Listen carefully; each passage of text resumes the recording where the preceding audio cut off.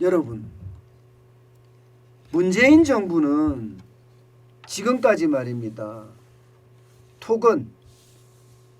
토건에 대해서는요, 부동산으로 경기를 일으키는 거죠.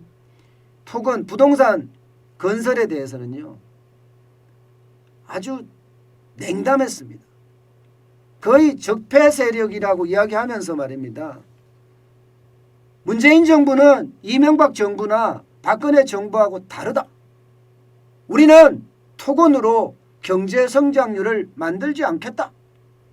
그렇게 이야기하면서 완전히 토건 세력들을 적폐 세력이라고 이야기하면서 부동산에 대한 어떤 건설하는 사람들을 바보 멍충이 취급했다고 저는 생각을 합니다. 그러면서 말입니다.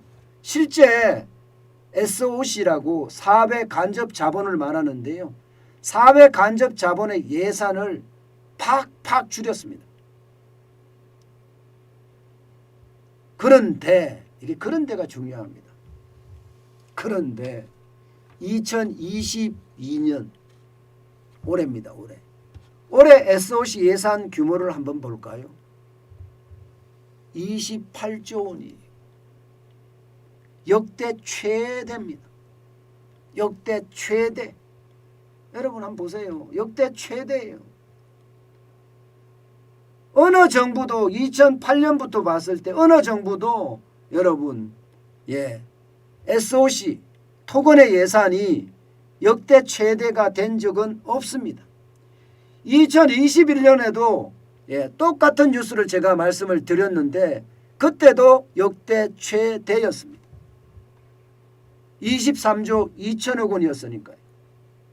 4년 내리 전년 예산보다 더 늘렸습니다.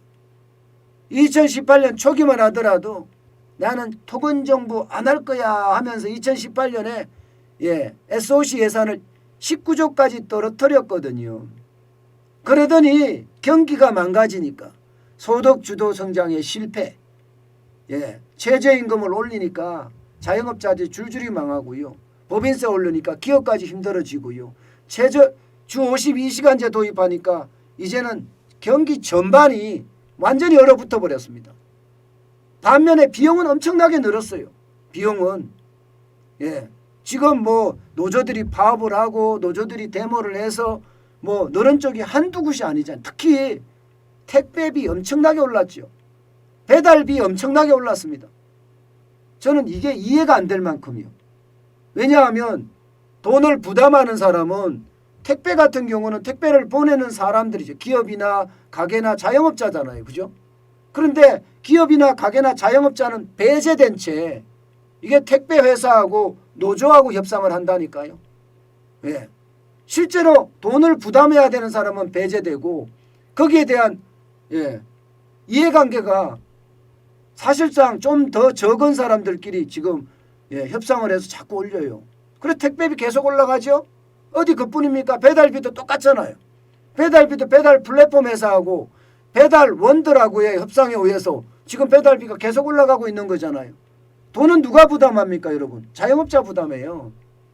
자영업자가 부담하는데 지들끼리 알아서 한다고. 이러니까 이게 경제가 무너질 수밖에 없는 겁니다. 경제가. 지금 그만큼 배달도 완전히 지금 무너져 가고 있어요. 택배야 우체국 택배라는 게 있어서 좀 다행이다 이렇게 이야기는 하지만 급하게 무너지지는 않겠지만 이게 장기간으로 가면 똑같아지겠죠. 그렇게 경기가 계속 무너집니다. 한쪽으로 치우쳐 있으니까. 노조로 치우쳐 있으니까. 그러니까 이게 여러분 토건으로 일으키자 이거예요. 토건으로 일으키자. 사실 여러분도 알다시피 그 어떤 산업보다가 부동산 산업이 이게 경기 부양 효과가 굉장히 큽니다. 거의 특효약이라고 이야기할 만큼 큽니다. 당장 말입니다. 건설산업연구원에서 조사한 걸 보면 취업 유발 효과라고 있습니다. 취업 유발 효과. 이게 말입니다. 자동차로 가면요. 8.6%가 되고요. 전기나 전자기기 쪽으로 오면요. 이게 5.6%가 됩니다. 그런데 이게 건설 쪽으로 가잖아요. 그러면 13.9%가 됩니다. 아우 죄송합니다. 제가 퍼센트가 명이 됩니다. 취업 유발 효과니까 명이 돼야 되겠죠. 예. 10억 원을 투자했을 때 10억 원당 자동차는 8.6명, 예. 전자는 5.3명, 그런데 부동산은 13.9명이에요. 그만큼 말입니다. 이게 토건 자체가 전방 효과와 후방 효과가 뛰어나다는 이야기예요. 전방 효과와 후방 효과. 사실 건설만 토건만 하더라도 보세요. 한번 여러분들이 보시자고요. 이게 지을 때 많은 일용직을 데려다가 해야 되죠. 여기에다가 건자재 업체들 다 난리가 나죠. 분양을 하고 나면 이삿짐 업체부터 시작해서 가구집까지 도배집까지 또 난리죠. 여기에다가 이사하고 나면 자장면도 먹고 하잖아요. 그러다 보면 식당도 또 덩달아 좋아집니다.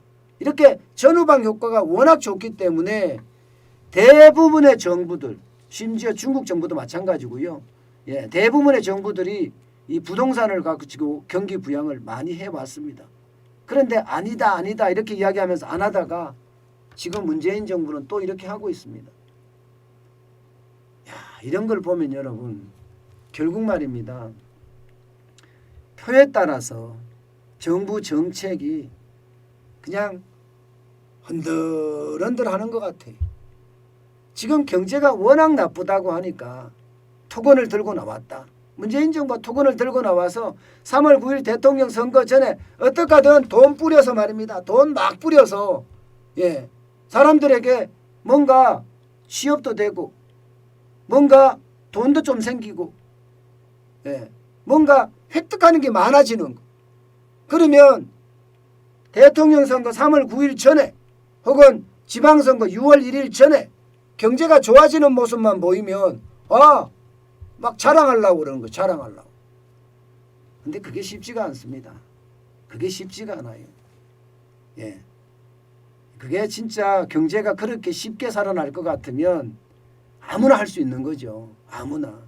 경제라는 것은요. 돈을 너무 많이 풀어도 앞서 말씀드렸다시피 이자가 엄청나게 나오고요. 돈을 너무 적게 풀어도 경기가 죽어요. 돈을 많이 풀어도 안 되고 너무 적게 풀어도 안 됩니다.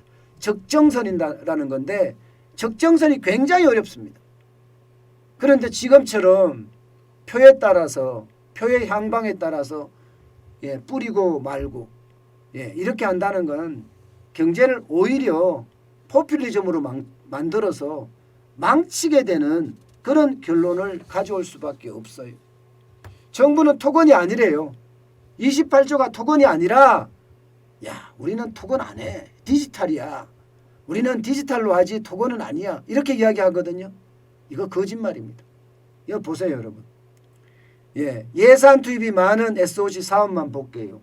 일반 철도 안전 및 시설 개량 1조 1,304억 원입니다. 도로 안전 환경 개선 9,174억 원이에요. 도로 재생 사업 8,630억 원입니다. 도로 유지 보수 7,733억 원이에요. 민자도로 건설 지원 7,376억 원입니다. 민자철도 운영 지원 6,975억 원이에요. 첨단도로 교통체계 5,324억 원입니다. 일반 철도시설 유지 보수 위탁 4,667억 원이 다 토건이잖아요.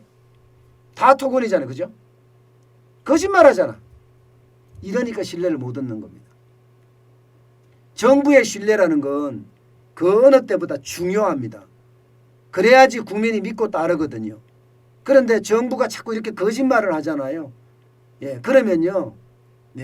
국민은 등을 돌리게 돼 있어요. 예를 들어서 SOC 자본을 이렇게 한다. 경제가 나빠서 미안하다. 토건은 적폐라고 이야기했지만 토건밖에 경제를 부양할 수 있는 방법이 없다. 전공법, 정직 이게 통합니다. 국민한테는요. 이렇게 어물쩍 넘어가면서 말입니다. 겉과 속이 다른 이율 배반적인 그런 정책이 결국 말입니다. 국민이 나라 걱정하게 되는 그런 상황을 만들어내는 것은 아닌가 저는 그렇게 생각을 합니다. 내로남불이라는 건 지금 도처에 깔려 있는 거예요. 자기네들은 아니라고 이야기하지만 모든 사람들은 투곤이라고 이야기하잖아요. 이런 걸 보면 여러분 참 안타깝고 안타깝습니다. 도대체 정부라는 존재가 지금 우리에게 어떤 존재인지 다시 한번 생각할 수밖에 없는 그런 상황인 것 같습니다. 참 답답하죠.